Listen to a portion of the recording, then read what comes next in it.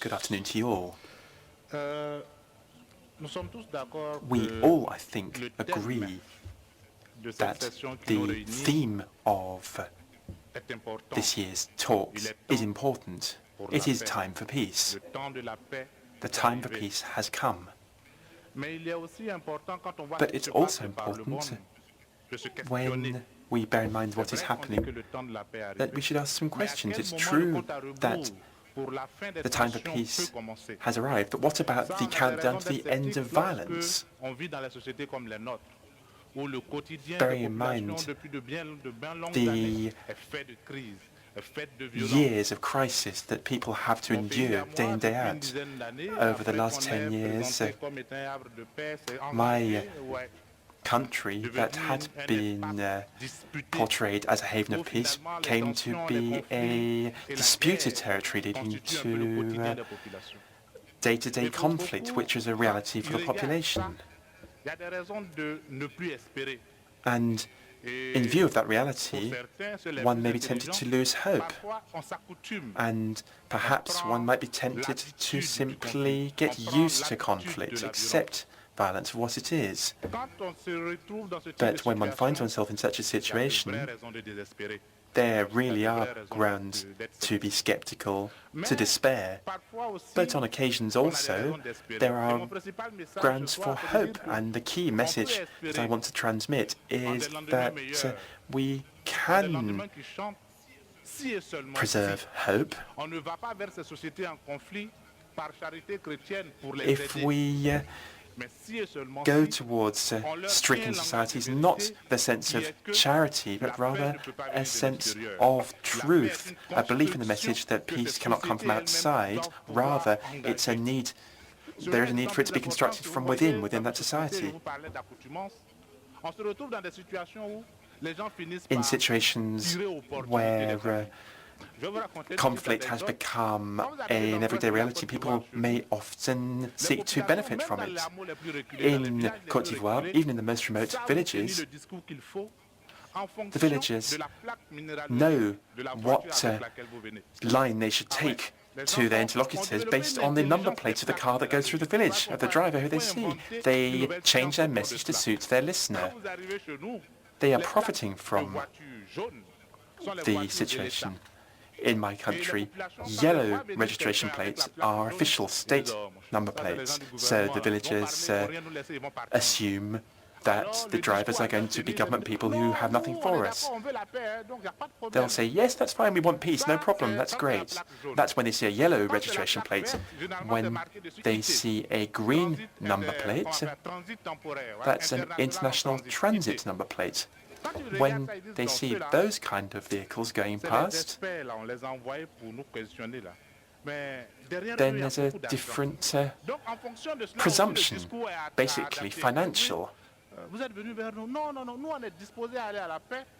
So the discourse will be that you've come to see us, we want peace, but we need the help of the international community. They see the financial clout of such green number-plated drivers. They see dollar signs in their eyes from the World Bank. And so they say, yes, peace, of course we want peace, but we need money for that. We can't achieve peace without money. Send us money, we'll sort it out. And then, on the other hand, we have blue number plates. Those are personal, private vehicles. Consultants who visit the villages go with blue number plates. They rent their vehicles. Here, the villagers know there's money, but there are going to be a lot of questions asked. So, the line taken by the villagers will be that they will try their best to, in a friendly way, twist the answering the questions. It's genuinely perverse, but that is the reality, given the prevalence of this type of conflict. One also has to bear in mind the ability to adapt to the population. In West Côte d'Ivoire, a a woman has set up a visitors book. She takes signatures from all the international visitors who come to Côte d'Ivoire. She has a signature from a Reuters reporter. She's very proud of the people in her visitors book. She rather sees herself as an entry point, making contact with others in the region through this self-styled visitors book with which she receives her international visitors.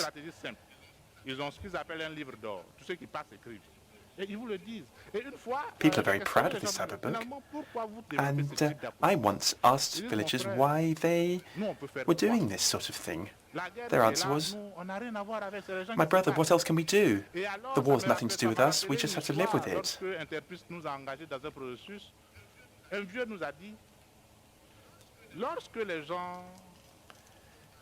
This reminds me of a story whereby people do tend to categorize others. They classify themselves as part of the conflict, not part of the conflict. And all of this leads people to pose questions as to what their role is, what they can do, or what they can't do. And starting to ask those questions was really at the heart of my personal transformation, as I realized what we needed to do to our society. When Interpeace approached me to undertake a participatory action and research in West Africa, the argument was to try and encourage this sort of personal redevelopment, calling into question one's own responsibility.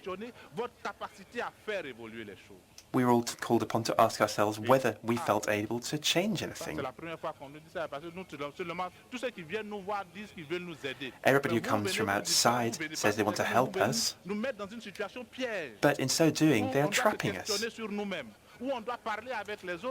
We need to ask ourselves questions and ensure proper understanding of our relationship with those from outside.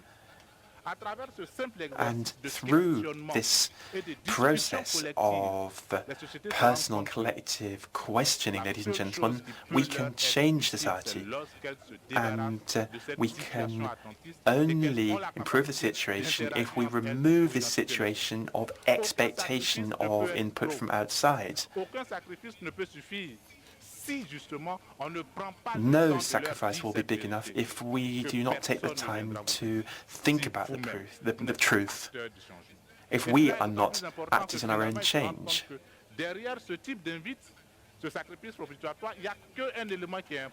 We have to bear in mind that behind all of the interventions from outside, the most important thing is personal dignity of the recipients. It's not so much a matter of Christian charity, but truth, personal truth. And that needs to be respected. Above and beyond Christian charity and the desire to provide assistance, the most important thing is personal responsibility in personal development.